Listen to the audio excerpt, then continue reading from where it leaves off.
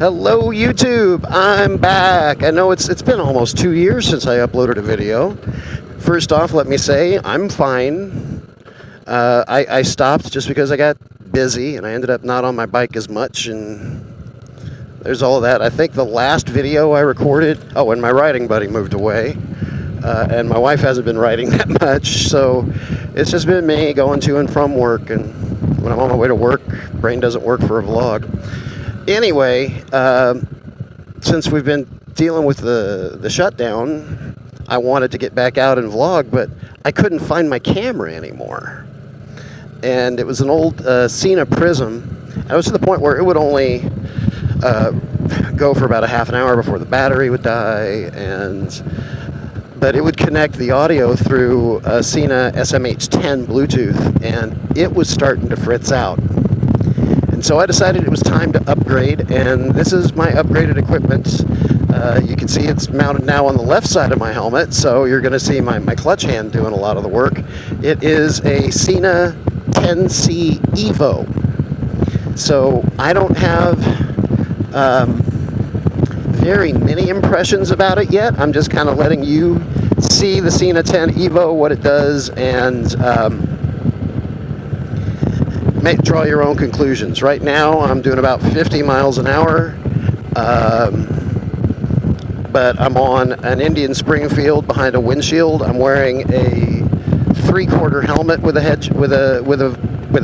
full face shield, but it's not a full face helmet, so I may have some wind coming up under, and you might be picking that up, or it might be fine, who knows, but draw your own conclusions. I will say that installing the 10C was super easy, given as much experience as I had moving the old Bluetooth headset around between helmets. And I'm going to keep the old headset for other helmets. If I just want to throw on a full face helmet or something like that when it's colder.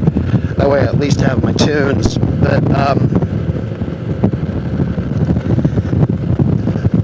But installing it was easy. Getting the camera lined up. It's got this, I'll see if I can't edit in a little demonstration on it, but it's got this little slider underneath the lens, which is built in to help adjust the tilt of the camera, and the mount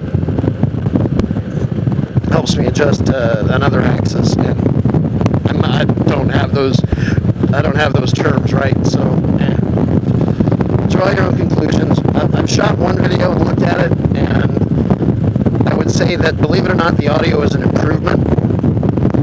The first video I shot, I had the ability to adjust the mic gain from inside the app, and I did not have that ability with my old setup with the Sena SMH10 and the Prism camera.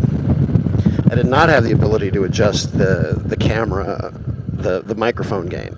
On this one I did. In the first video I shot, I had the gain set at medium, and it was too loud and I was distorting. So I've got the gain set down on its low setting right now. There's no color adjustment in the app, and I noticed, well, at least for me, that the colors seemed very warm. But the picture is really nice, and I can shoot in higher definition than I am right now. It'll shoot in 2160p at 30 frames per second. I'm not shooting it at that right now. I'm shooting at 1080p, which is the only setting that allows me to go 60 frames per second. This camera, with the integrated Bluetooth system, which works as a 4-way intercom between motorcycles, I can take calls. It's got an FM antenna in it, so it's got an FM receiver if I wanted to listen to the radio, and it's got the built-in camera. This whole system costs less than a brand new GoPro.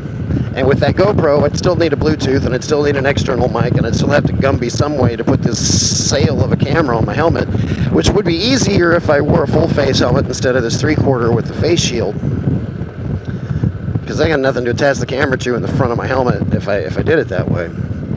So I chose to go with the Sena 10C and the EVO. So the 10C originally was what I considered it when I got my camera and Bluetooth before. I didn't get it. And they came out with a 10C Pro, and the differences between the 10C and the 10C Pro weren't enough for me to go for that, but the EVO had some new stuff to it. It's got a better camera. It's also a sleeker design. It is not much bigger than my SMH 10 module was for that Bluetooth. They're very close to the same size. I'll see if I can insert a picture of those so you can see how they compare. It just doesn't mount flush to the side of my helmet. I could mount it flush to the side of my helmet if I didn't care about which way the camera was pointing as far as up and down goes. So in order to get that adjustment, it's got to stick out a little bit off the side of my helmet, so I have that wheel adjuster. So yeah, most of that road was 40 miles an hour. With my old setup, if I went over 40, you couldn't hear me for the wind with this helmet at all. So if you think the wind noise is bad with this setup when I was doing 50, you should have heard the other one. But anyway, I'll wrap this one up. So right now, I'm liking the 10c EVO. I like it. Well, I have to like it because I bought it, and it's what I have. I don't get those freebies. But draw your own conclusions from the video and go from there. Cub Cadet XT1. Oh, yes. I like those.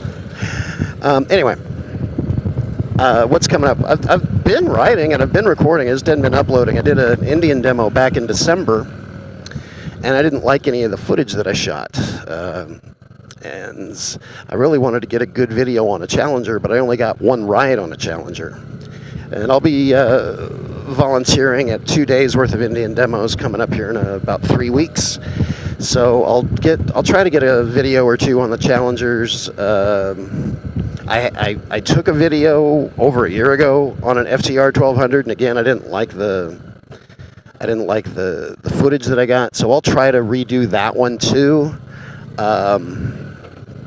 and give you some descriptions of the new Indian Thunderstroke line, where on several of them, including on mine, it's now a 116, and so I'll give you some impressions on those too. But it'll be about a month before you see those videos up on my channel. But I wanted to put this up, let you guys see what's up with the 10c EVO, and let you know I'm still around. And I will talk to you later.